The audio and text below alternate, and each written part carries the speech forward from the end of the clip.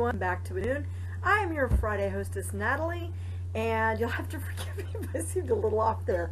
I've got a new way of doing the videos, and I'm using an older computer. It's a little mini Inspiron that I've had forever and a day, but since the computer, my main computer, for some reason I cannot get the camera to work. It just, after the Windows 10 update, worked for a little bit, then just stopped. So I don't know how good quality this video is going to be, but here we go anyway. This week's topic is students and teaching the craft, and I mean, there's a million different ways we can go with this video, so I'm just going to talk about my perspective. Now, I do have some people that consider themselves students of mine that I work with them in terms of that if they have questions, I answer it. If they need clarification on something, I send them articles to read, things like that. I personally have never formally taught a class in the craft or in Wicca. I've considered doing it. I've considered opening up a class and doing a formal teaching on this topic. Timothy Roderick, who wrote the Wicca Year in a Day series, had asked me to start up a second year group when he came out with his second year book, because I did the first year, and actually Tequila, Lady Grave Dancer, started that group. And by the end of the group, she had made me the administrator because everybody else had pretty much dropped off. It was me and just about a handful of other people that actually saw it all the way through the whole year and a day, keeping up with weekly videos and that kind of thing. His format for the second year book was vastly different than it was for the first year book, and it's my understanding that he's actually working on a third year book. So one of the things that I wanted to ask him about with the third year is if there will be some sort of initiation, because at the end of the first year he has a self-dedication. At the end of the second year he has a self-dedication kind of initiation ritual. Even for solitary, he has it for a couple, like 2 or more people, and then he has a ceremony for solitary practitioners. Because one of the things that I've also considered doing is starting a coven in my local area. There are really no covens in my area. There's a few groups that get together, but nothing that I would consider actual coven. I am an ordained minister. It is Reverend Natalie Sedgwick. So I thought about starting a coven here in my area, but I don't know that I have the time that it would really take to dedicate to doing a full coven and having regular meetings and doing fundraising and that kind of thing. I would love to, but if I'm honest with myself, with my business as it is right now, I don't know that I would have the time for that. What are my opinions of students in teaching? I really don't mind having students. I like to teach. It's one of the things that comes to me kind of naturally, I think. And so I enjoy doing it. I get good feedback when I do it, because as a doctoral student at the university, I've had to teach some classes, and the feedback's always been positive. I love, love, love interaction, and that's one of the things in the 2 year and a day groups on Facebook that I've kind of missed, is that we had some interaction on the first group. With the second group, we had a little bit of interaction, but as the year tends to wear on, that interaction tends to drop. So if I was to start teaching classes, my guidelines for it would be thus. I would say that I would need to have a small group, because I think when the group gets too large, there's too much room for people to create dissidence within the group.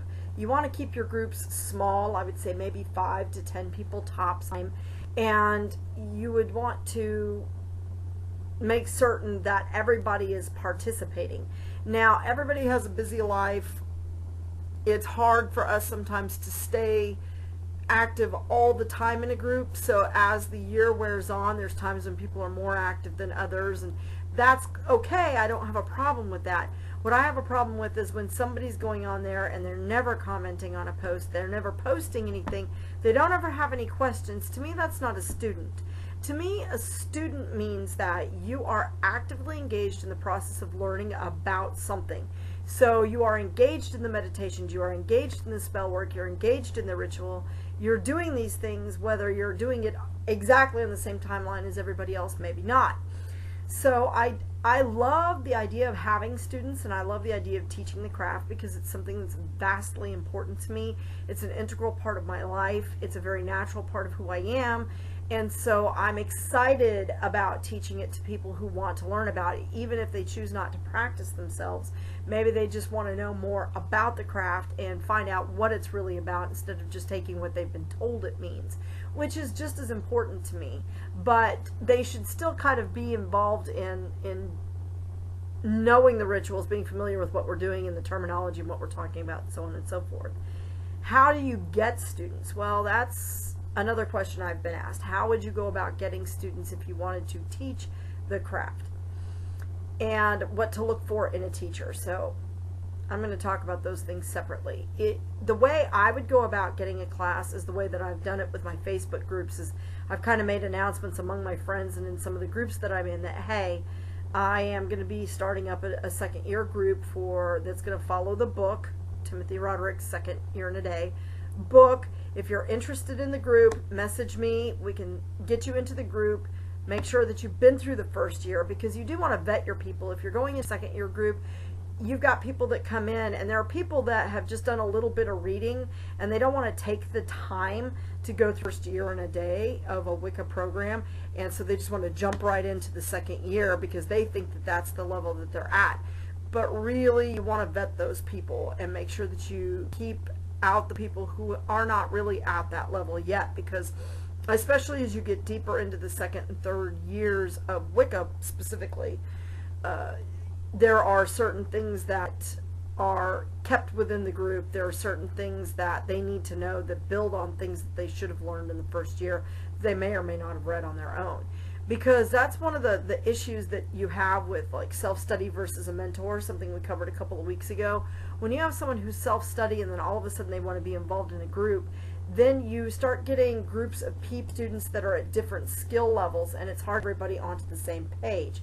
So that, as a mentor, would be my thing, is I would need to make sure that each of the students in the pretty much on the level has a pretty much the same basic understanding of what's already been covered and where the craft, they understand the tenets and why we use some of the wording that we do, why words are important, that sort of thing. So covering the basic tenets, making sure they already know that if they're in an advanced level group. In terms of actually teaching the craft to a hands-on class, that would be my preference. I would rather not do it as an online forum exclusively, but unfortunately, when your students are scattered along the way, it may do that. Some of the ways that I can get over doing that is by doing videos such as what I do for Witches of the Moon. I have videos on my personal channel. I have an entire playlist that's the whole year in a day, first year in a day, where Timothy Roderick had a daily studies, which I really liked actually, and I did my videos on a weekly basis and I uploaded them. So I had basically 52 weeks worth of videos for that, but the second year a day went in lunation, so it was basically 1 month, and I tried to do it where it was the dark half and the light half of the moon cycle for the lunations, where I was doing at least 2 videos per lunation, because there's a lot of information that's covered in those. Now, not everyone who practices the craft is Wicca, so that gets me to the next topic that I want to bring up, which is, what if you have people who are interested in learning the craft, but they don't necessarily want to practice Wicca? Well, I also talk with people and work with people who are just learning the craft. They're not necessarily following the Wiccan path, because as I said, I don't consider myself Wiccan in terms of able to accept all tenets of Wicca specifically. There are certain things that I disagree with in terms of their definitions or how they define things. And so I wouldn't consider myself a traditional Wiccan. I consider myself, and I practice the craft.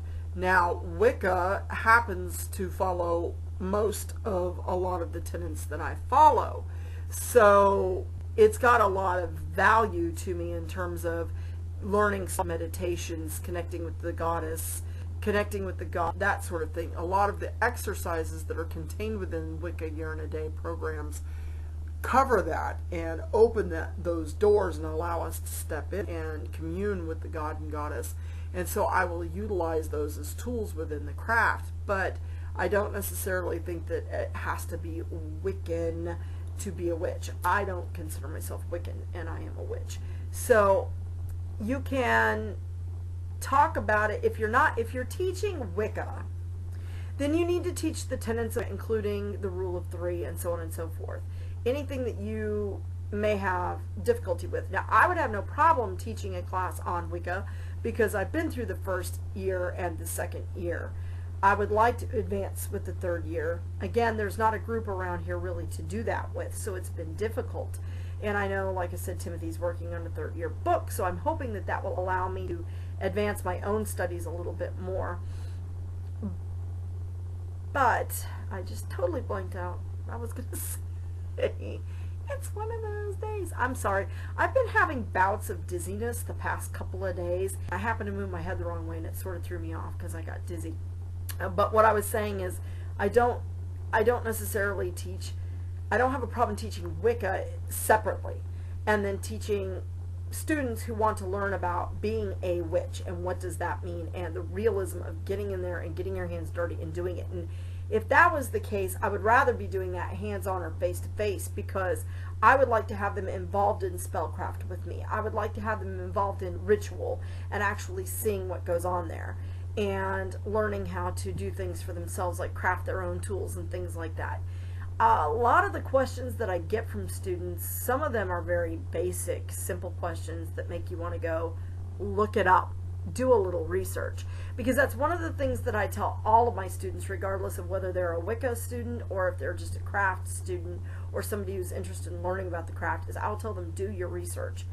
Now, what to look for in a teacher, things that I would avoid, and we've talked about these in previous videos. I would avoid anyone who has an attitude of superiority, or I know all of it, or I know way more than you do, how dare you question me? Because questioning is how we learn.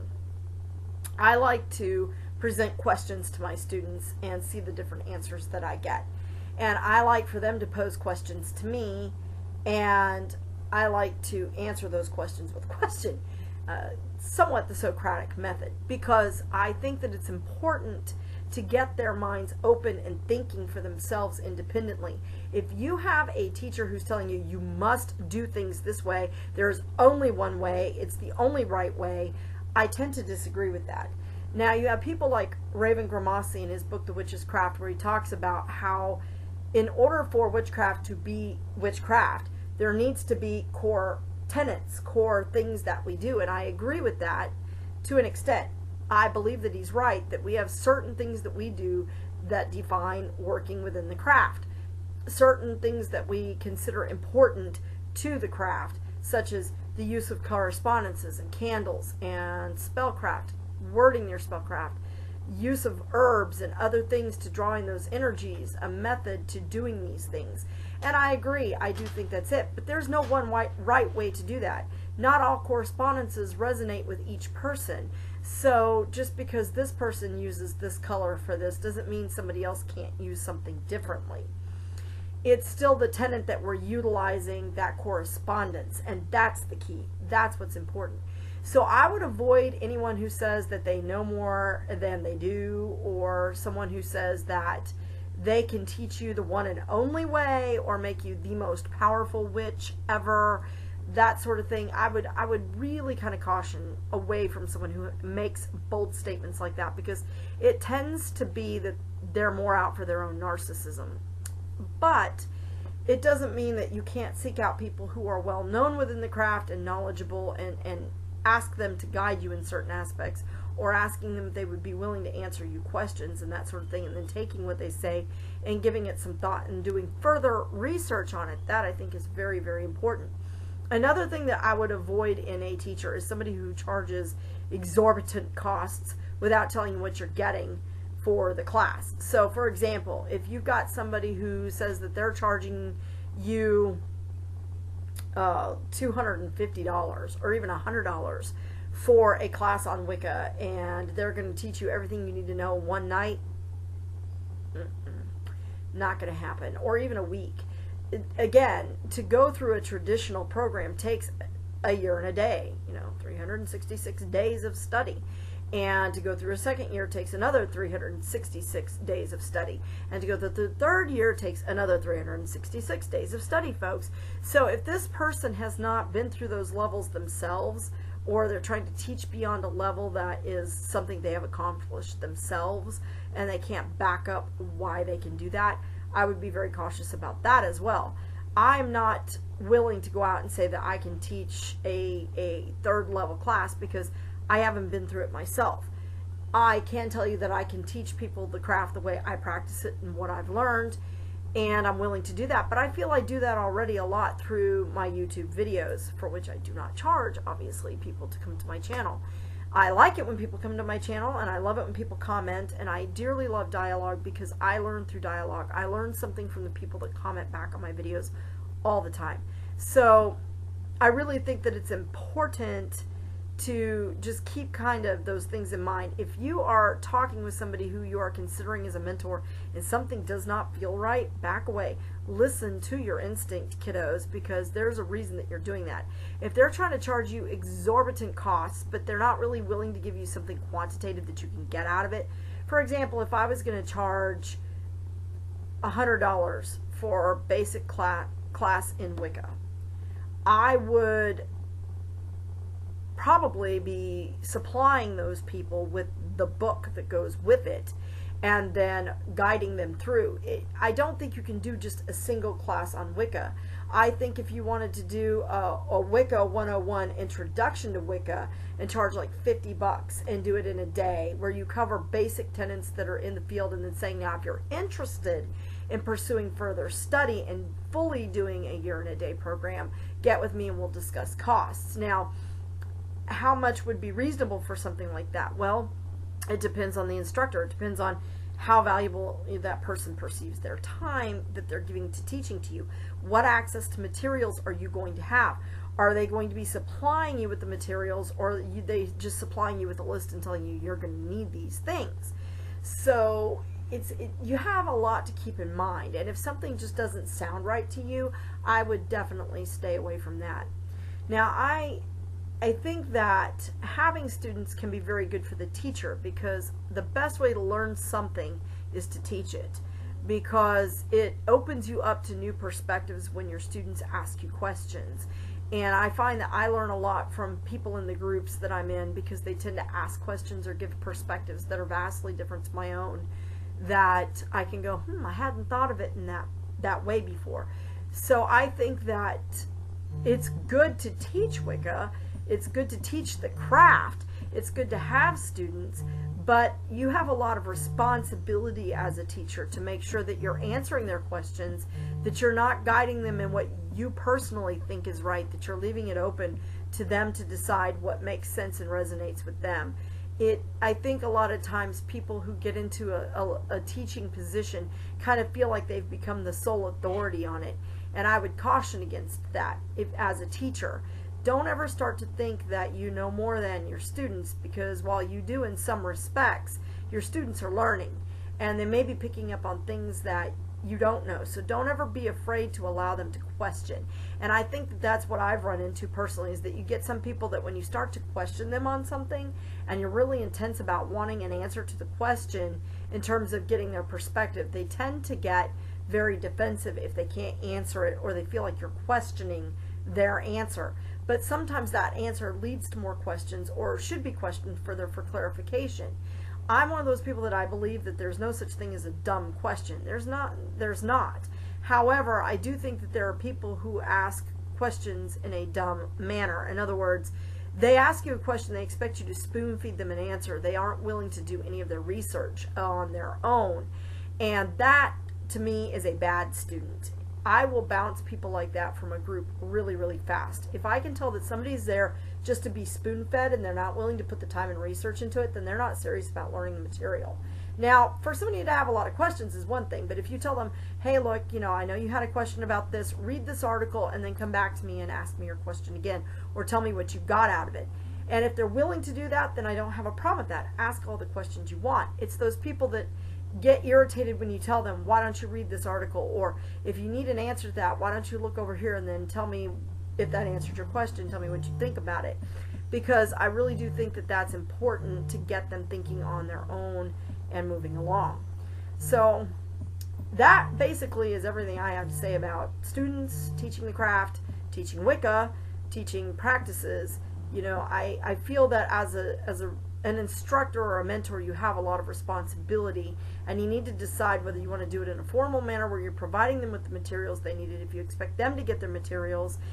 If you're charging for your classes, make sure that you're not charging something that's ridiculously high, that's really not worth the value that you're giving back to your students. You need to have clear-cut objectives to each of the lessons that you're working on. You need to make sure that your students know what they're getting for what they're paying, and you need to make sure that you have some sort of a money-back policy if they don't feel like they're getting what they need out of it. Now, if they go through the entire program and then say, oh, I don't feel I learned anything out of this, I want my money back, I would tell them, no, I'm sorry, you've already been through this, and the money stays. But if after the first, maybe week or two, they don't feel like they're getting their money's worth out of the class, certainly, I think that you should offer some sort of refund if you're charging for it. You need to have a policy in place for that.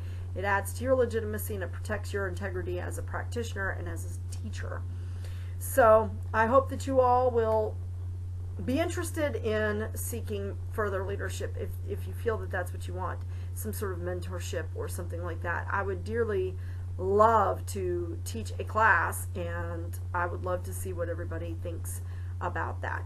Share your experiences too. If you've had a good or bad experience with an instructor, I'd like to hear about that. I like to know what people perceive as bad experiences with instructors, because it helps me to hone my skills as a teacher better. So again, thank you so much for watching. Blessed be, and good day.